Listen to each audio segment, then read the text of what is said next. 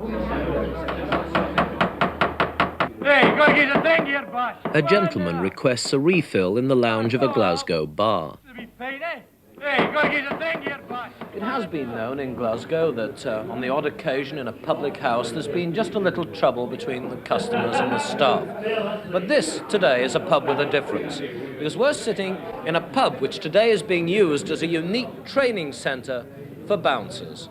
And every man in this bar, including Cherokee, Dirty Harry and Big Billy sitting alongside me, are bouncers one and all. Hey, boss, something here. The first stage of the world-famous Glasgow chucking out ceremony is reenacted so trainee bouncers can learn the tricks of the trade. Can we just cool it a bit? Okay. Right, fair enough. Right. Just worry. Quiet then. Okay, hold it, listen.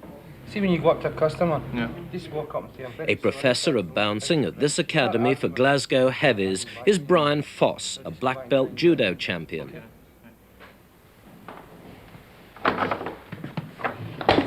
This is the headquarters of a rent-a-bouncer agency set up to supply and train brawny men to bounce in dance halls and pubs.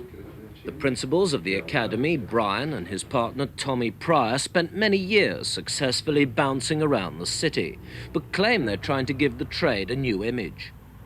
He doesn't need to be able to fight or anything like that. He's got to be able to talk people out of a lounge or to talk to them to keep them quiet. If the age of the gentle bouncer has dawned, then these men are its pioneers, the men handpicked by the agency for their tact and persuasion in settling trouble at dance halls and pubs. There's Cherokee, a gentle giant with a velvet touch of propelling drunks to the barroom door. Then there's Lightning Fitzy with the nimble feet for dodging an attacking boot. Big Willy, with a youthful air and a modern style, identifies with the young at heart.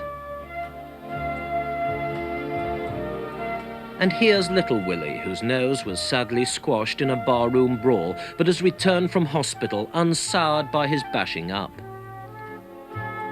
These are the veterans of many bouncing campaigns, so perhaps it's fitting that Al, Big Ben, John, Des, Rab and all should have been chosen as guinea pigs in an experiment to give the bouncing trade a bit of class. Glasgow has been the centre of a revolution in the bouncing trade. The bars and new-style drinking discos have wooed customers, and therefore bouncers, away from the dance halls.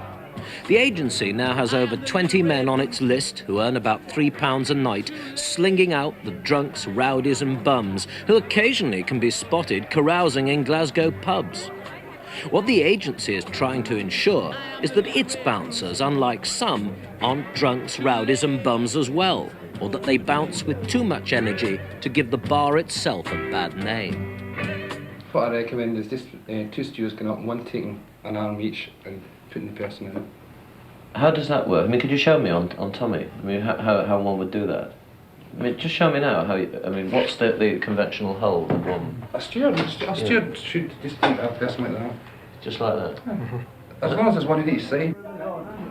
At this training session, you're about to witness a classic bounce, but injected into it, one can spot a hint of style which so easily identifies an old boy of the bouncing academy.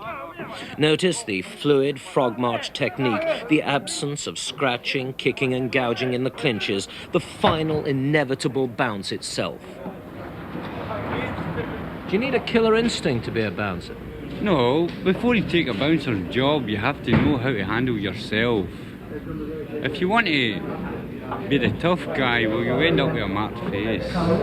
What's the most embarrassing moment or frightening moment that's ever happened to you? Well, embarrassing is having to put a woman out. You had to throw a woman out of the pub? What? For using foul language.